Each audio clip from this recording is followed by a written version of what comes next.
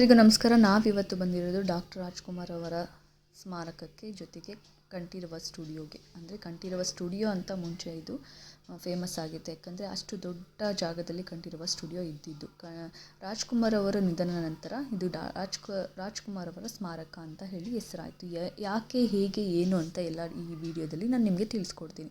ಮೊದಲಿಗೆ ಎಂಟ್ರಿ ಆಗಿದ್ದ ತಕ್ಷಣ ನಮಗೆ ರೈಟ್ ಸೈಡಲ್ಲಿ ರಾಜ್ಕುಮಾರ್ ಅವರ ಸಮಾಧಿ ಕಾಣಿಸುತ್ತೆ. ಆದರೆ ಪಾರ್ವತಮ್ಮ ರಾಜ್ಕುಮಾರು ಮತ್ತು ಪುನೀತ್ ರಾಜ್ಕುಮಾರ್ ಎಲ್ಲರ ಸಮಾಧಿ ಇಲ್ಲೇ ಇರೋದ್ರಿಂದ, ಇದು ಗೌರ್ಮೆಂಟ್ ಅವರು 93ರಷ್ಟು ಒಂದು ಅಧಿಕಾರನ ಹೊಂದಿರೋದ್ರಿಂದ ನಮಗೆ ನೀಟಾಗಿ ಅರೇಂಜ್ ಮಾಡಿ ಮೇಂಟೈನ್ ಮಾಡಿ ಕಳಿಸ್ತಾರೆ. ಅಂದರೆ ಯಾವುದೇ ಎಂಟ್ರಿ ಫೀಸ್ ಇಲ್ಲ. ಒಳಗಡೆ ಹೋಗಿದ ತಕ್ಷಣ ಲೆಫ್ಟ್ ಸೈಡಿಂದ ಹೋಗೋದಕ್ಕೆ ಒಂದು ಬ್ಯಾರಿಕೇಡ್ನ ಅರೇಂಜ್ ಮಾಡಿ ಕಳಿಸ್ತಾರೆ. ನಾವಿಲ್ಲಿ ನೋಡ್ತಿರ್ಬೋದು, ಹೀಗೆ ಒಂದು ಪಾರ್ಕ್ ಥರ ಇದ್ದಿದ್ದದು ಈ ರಾಜ್ಕುಮಾರ್ ಸಮಾಧಿ ಆದಮೇಲೆ ಪ್ರೇಕ್ಷಣೀಯ ಸ್ಥಳ ಆಗಿ ಫೇಮಸ್ ಆಗಿದೆ. ಇಲ್ಲಿ ನೋಡ್ತಿರ್ಬೋದು, ಅದು ಏನು ಒಂದು ಜಾಗ ಇದೆ, ಅದು ಮುಂಚೆ ಎಲ್ಲ ಇಲ್ಲಿ ಪ್ರೋಗ್ರಾಮ್ ಅರೇಂಜ್ ಮಾಡ್ತಿದ್ರಂತೆ. ಇವಾಗ ಇದು ಒಂದು ಪ್ರೇಕ್ಷಣೀಯ ಸ್ಥಳ ಆಗಿರೋದ್ರಿಂದ ಸುಮಾರು ಜನ ಇಲ್ಲಿ ಬರೋದ್ರಿಂದ ತೊಂದರೆ ಆಗುತ್ತೆ ಅಂತ ಹೇಳಿ ಈಗ ಯಾವುದೇ ಪ್ರೋಗ್ರಾಮ್ನ ಅಲ್ಲಿ ಮಾಡೋದಿಲ್ಲ. ಒಳಗಡೆ ಎಂಟ್ರಿ ಫೀಸ್ಗೆ ಯಾವುದೇ ಫೀಸ್ ಅಂತ ಇಲ್ಲ, ಡೈರೆಕ್ಟು ಎಂಟ್ರಿ ಮಾಡ್ತಾರೆ. ನೀಟಾಗಿ ಮೇಂಟೈನ್ ಮಾಡಿದ್ದಾರೆ, ಸುತ್ತ ಪಾರ್ಕ್ ಥರ ಅರೇಂಜ್ ಮಾಡಿದ್ದಾರೆ. ಇನ್ನು ಇದರ ಇತಿಹಾಸ ಬಂದು ಸ್ಟುಡಿಯೋದು 1966ರಲ್ಲಿ ಕಂಠೀರವ ಸ್ಟುಡಿಯೋನ ಗುಬ್ಬಿ ವೀರಣ್ಣ, TS ಕರಿಬಸವಯ್ಯ, ರಾಜಕಾರಣಿ KV ಶಂಕರೇಗೌಡ ಅವರು ಸುಮಾರು 20 ಎಕರೆ ಜಾಗದಲ್ಲಿ ಜಂಟಿ ಸ್ಟಾಕ್ ಕಂಪನಿಯಾಗಿ ಪ್ರಾರಂಭ ಮಾಡಿದ್ರು. ಕರ್ನಾಟಕ ಸರ್ಕಾರ 93ರಷ್ಟು ಷೇರು ಬಂಡವಾಳವನ್ನು ಹೊಂದಿದ್ರೆ 7ರಷ್ಟು ಖಾಸಗಿ ಷೇರುದಾರರಿಂದ ಪ್ರಾರಂಭ ಆಯಿತು. 70ರಲ್ಲಿ ಬೆಂಗಳೂರಿನ ಗೊರಗುಂಟೆಪಾಳ್ಯದಲ್ಲಿ ಈ ಕಾರ್ಯಾಚರಣೆಯನ್ನು ಪ್ರಾರಂಭನೆ ಮಾಡಿದ್ರು. ಅಂದರೆ Nandini layout, Kanteerava studio, doctor Rajkumar ಸಮಾಧಿ ಅಂತಲೇ ಇದು ಫೇಮಸ್ ಆಗಿದೆ. ಬೆಳಿಗ್ಗೆ 10 ಗಂಟೆಯಿಂದ ಸಂಜೆ 5:30ವರೆಗೂ ಪ್ರತಿದಿನ ಓಪನ್ ಇರುತ್ತೆ. ಇವಾಗ ನೀವು ನೋಡ್ತಿರೋದು ಡಾಕ್ಟರ್ ಪುನೀತ್ ರಾಜ್ಕುಮಾರ್ ಅವರ ಸಮಾಧಿ.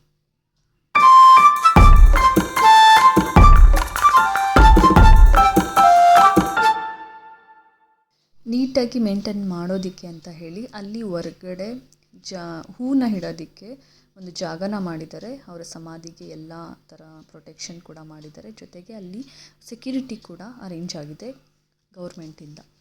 ಈ ಹೂಗಳೆಲ್ಲ ಅಲ್ಲೇ ಹೊರಗಡೆ ಸಿಗುತ್ತೆ, ಆರಾಮಾಗಿ ತಗೋಬೋದು. ಇನ್ನು ಪಕ್ಕದಲ್ಲಿ ಬಂದಿದ ತಕ್ಷಣ ನಮಗೆ ಕಾಣಿಸೋದು ಪಾರ್ವತಮ್ಮ ರಾಜ್ಕುಮಾರ್ ಅವರ ಸಮಾಧಿ.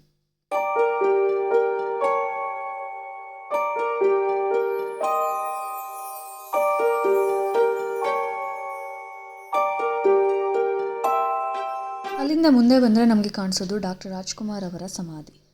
13 ಏಪ್ರಿಲ್ 2006ರಂದು ಹೃದಯಾಘಾತದಿಂದ ಡಾಕ್ಟರ್ ರಾಜ್ಕುಮಾರ್ ಅವರು ನಿಧನ ಹೊಂದಿದ್ರು.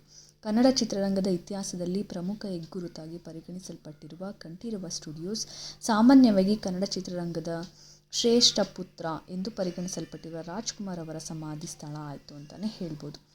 ಯಾಕೆ ಅಂದರೆ ಅಷ್ಟು ಚಿತ್ರಗಳಿಗೆ ಅವರು ಮುಡುಪಾಗಿಟ್ಟಿದ್ದು ಡಾಕ್ಟರ್ ರಾಜ್ಕುಮಾರ್ ಅವರು ಅಂತಲೇ ಹೇಳ್ಬೋದು.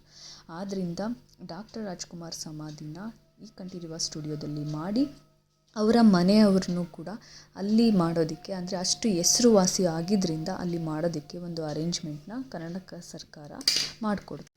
ಕಂಠೀರವ ಸ್ಟುಡಿಯೋ ಆವರಣದಲ್ಲಿ ಕರ್ನಾಟಕ ಸರ್ಕಾರ ಕನ್ನಡ ಥಿಸ್ಪಿಯನ್ ರಾಜ್ಕುಮಾರ್ ಅವರ ಸ್ಮಾರಕವನ್ನು ಸ್ಥಾಪಿಸುತ್ತಿದೆ. ಸುಮಾರು 10 ಕೋಟಿ ರೂಪಾಯಿ ವೆಚ್ಚದ ಸ್ಮಾರಕದ ನಿರ್ಲಕ್ಷ್ಯೆಯನ್ನು ರಾಜ್ಕುಮಾರ್ ಕುಟುಂಬ ಸದಸ್ಯರು, ಕನ್ನಡ ಚಿತ್ರೋದ್ಯಮದ ಪ್ರತಿನಿಧಿಗಳು, ರಾಜ್ಯ ಸರ್ಕಾರವನ್ನು ಒಳಗೊಂಡ ಸಮಿತಿ ರಚಿಸುತ್ತದೆ. ಕನ್ನಡ ಚಿತ್ರರಂಗದ ಇತಿಹಾಸ, ರಾಜ್ಕುಮಾರ್ ಅವರ ಚಲನಚಿತ್ರಗಳ ಶಾಶ್ವತ ಪ್ರದರ್ಶನ ಸ್ಮಾರಕದ ಅವಿಭಾಜ್ಯ ಅಂಗವಾಗಿದೆ. ಸ್ಟುಡಿಯೋದೊಂದಿಗೆ ರಾಜ್ಕುಮಾರ್ ಅವರ ಸುದೀರ್ಘ ಒಡನಾಟಕ್ಕೆ ಸಂಬಂಧಿಸಿದಂತೆ ನಟನ ಟ್ರೋಫಿ ಮತ್ತು ಸ್ಮಾರಕಗಳನ್ನು ಸ್ಮಾರಕದಲ್ಲಿ ಪ್ರದರ್ಶನಕ್ಕೆ ಇಡಲಾಗುತ್ತದೆ. ಬೆಂಗಳೂರು ನಗರದ ಉತ್ತರ ಭಾಗದಲ್ಲಿ ನಂದಿನಿ ಲೇಔಟ್ನಲ್ಲಿರುವ ಸ್ಟುಡಿಯೋ ರಾಜ್ಕುಮಾರ್ ಅವರ ನಿಧನ ನಂತರ ಪ್ರವಾಸಿ ತಾಣವಾಗಿ ಮಾರ್ಪಟ್ಟಿದೆ. ಅಷ್ಟು ಅಭಿಮಾನಿಗಳನ್ನು ಡಾಕ್ಟರ್ ರಾಜ್ಕುಮಾರ್ ಅವರು ಹೊಂದಿದ್ರು. ಜೊತೆಗೆ ಪುನೀತ್ ರಾಜ್ಕುಮಾರ್ ಅವರು ಕೂಡ ಅಷ್ಟು ಅಭಿಮಾನಿಗಳನ್ನ ಹೊಂದಿದ್ದಾರೆ. ಆದ್ದರಿಂದ ಸುತ್ತಮುತ್ತ ಕಡೆ ಜನ ಎಲ್ಲರೂ ಇಲ್ಲಿಗೆ ಬಂದೇ ಬರ್ತಾರೆ. ಪ್ರೇಕ್ಷಣೀಯ ಸ್ಥಳವಾಗಿ ಇದು ಮಾರ್ಪಟ್ಟಿದೆ ಅಂತಲೇ ಹೇಳ್ಬೋದು.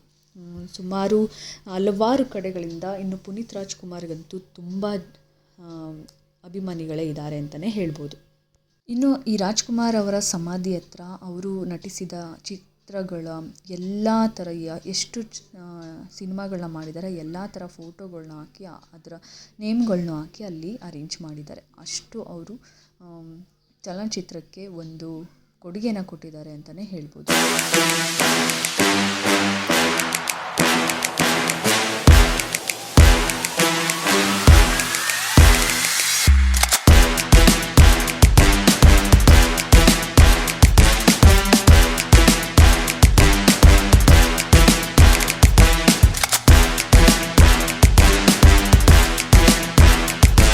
ಪಕ್ಕದಲ್ಲೇ ಅಂಬರೀಷ್ ಅವರ ಸ್ಮಾರಕ ಕೂಡ ಇದೆ ಈ ಕಂಠೀರವ ಸ್ಟುಡಿಯೋದಲ್ಲಿ. ಅಲ್ಲಿಯೂ ಯಾವುದೇ ಎಂಟ್ರಿ ಫೀಸ್ ಇಲ್ಲ. ಅಲ್ಲೂ ಕೂಡ ನೀಟಾಗಿ ಮೇಂಟೈನ್ ಮಾಡಿದ್ದಾರೆ. ಸೆಕ್ಯೂರಿಟಿ ಕೂಡ ಇದೆ.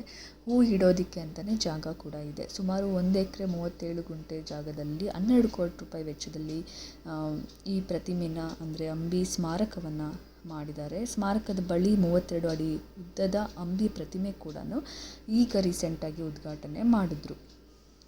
ಇನ್ನು ಅಲ್ಲೂ ಕೂಡ ನೀಟಾಗಿ ಮೇಂಟೈನ್ ಮಾಡಿ ಪಾರ್ಕ್ ಥರ ಮಾಡಿದ್ದಾರೆ.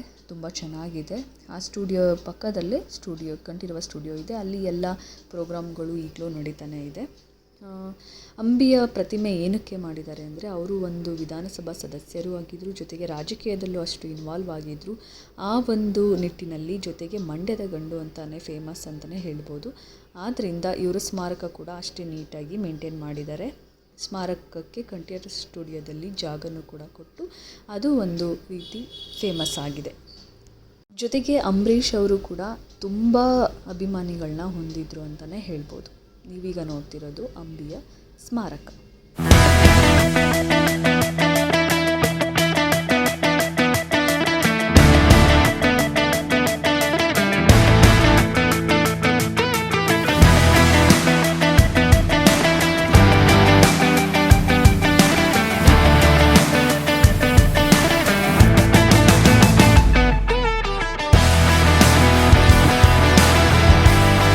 ನನ್ನ ವಿಡಿಯೋ ನಿಮಗೆ ಇಷ್ಟ ಆಗಿದ್ದರೆ ಲೈಕ್ ಮಾಡಿ, ಶೇರ್ ಮಾಡಿ, ಹಾಗೆ ಸಬ್ಸ್ಕ್ರೈಬ್ ಮಾಡಿ. Thank you.